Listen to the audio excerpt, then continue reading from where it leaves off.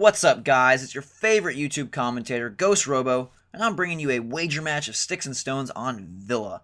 In most of these Sticks and Stone games, you'll see a couple Tomahawk throws. You'll see some people running around, more interested in humiliating others than propelling themselves forward, but never have I seen 30 Tomahawks in one match. 30 Tomahawks, categorizing this day as one unlike any other, because this day was Tomahawk Armageddon.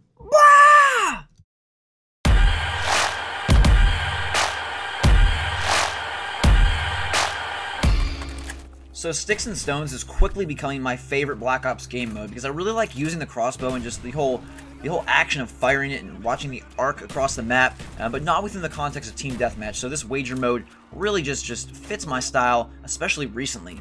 And it's an absolutely crazy round with a lot of back and forth and so many humiliations that all of us just had a good collective cry in the corner after the round. 30 in one match. Like most matches I see have between 6 and 10. 10 being a high round, like wow, 10 Tomahawks, nice job guys, great accuracy, but 30, I'm going to let you guys watch the confidence-crushing, ego-destroying humiliation fest that is this match, and while you do, I want to tell you a little bit about my top 5 most anticipated games of the year 2011, that's our current year, if you've already forgotten, here in mid-January, my top 5 most anticipated games. So let's start with number 5, which has got to be Batman Arkham City. I loved Arkham Asylum, one of my favorite games of 2009. I really wasn't anticipating that much. Superhero game, kind of shaky on the expectations, but delivers a fantastic, engrossing experience. My favorite part of the entire game was how much it made you feel like Batman, like really sneaking around, using all the detective tools, interacting with all the other characters, and it had a really great combat system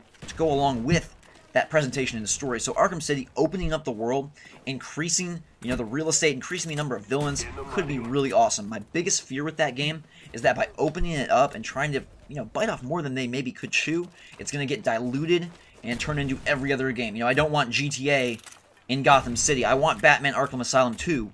So hopefully Arkham City can deliver that. My number 4 most anticipated game has got to be The Last Guardian. And this one, I don't even know if it's going to come out in America this year. But I love Shadow of the Colossus. I love the games that those guys make. And I really want to see what The Last Guardian can do, because it has a lot of hype, but most people don't know very much, or no people really know anything about the game, what it's going to, how it's going to play out. I don't want Pet Simulator for PlayStation 3. So if it's that, obviously not very excited. But if they can create some crazy experience where you feel really attached to this character, this bird, dog, beast thing, and you're taking care of it and protecting it, and he's protecting you, creating a symbiotic relationship of video game proportions, that could be really great. So checking in at number 3, midway through the list, is Uncharted 3. One of my all-time favorite games of this generation, Uncharted 2. Absolutely fantastic. 2009 really was a spectacular year. And looking back at 2010, 2009, I've got to give the advantage slightly to 2009 probably. But Uncharted 3, moving the location to the desert, I'm really interested to see what they can do with that. Because you hear desert and you think, boring, very sparse, maybe not a whole lot going on, but those guys, what Naughty Dog can do, the kinds of environments they created in Uncharted 1 and Uncharted 2, and so I'm really psyched to see what are we going to have inside the desert, and what kind of characters are going to be joining Nathan Drake along the way. The interactions and the relationships built in that short game between Chloe and Elena and Drake, fantastic. I can't wait to see who he meets up with this time and how that's all going to work out. If they can mix in, the chase sequences, some improved combat, a great storyline, very high possibility that could be a Game of the Year contender. Now we have the top 2 left, but we're going to take a quick intermission break, and I'm going to take a poll from the audience and ask you, do you feel less stressed when you're playing wager matches? For some reason, I feel far more relaxed playing these wager modes, even though they're kind of more intense even than Team Deathmatch, just because there's not as much on the line, I feel like. Your kill-death ratio, everyone is so, steroid up, oh, kill-death ratio, must get kills, must avoid deaths in Team Deathmatch, that I always am on edge. Wager matches, it's like, it's the end of the night, I'm going to cash in some of these points and have a good time, so I end up just enjoying Black Ops a lot more in wager modes, and I'm curious to see if that's the same for you guys. But enough of that intermission. I hope you got some good snacks, some good drinks, and we got to move on to number 2, which is Rage. This was probably my most anticipated game of 2010 until it said it's not coming out in 2010, and now it's become one of my most anticipated games of 2011.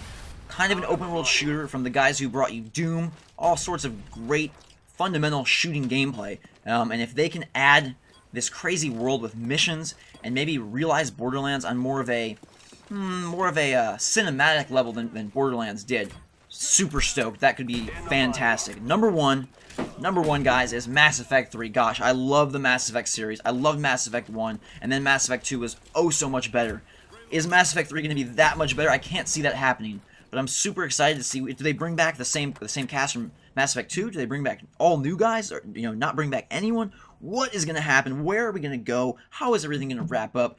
It's going to be great. So that is my number one most anticipated game of 2011, Mass Effect 3 from BioWare. Guys, in the comments below, let me know what your top most anticipated games of 2011 are, and I will make sure to read all of them, probably respond to most of them, and it'll be a good time. Thanks a lot for watching, guys, and until next time, we will see you later.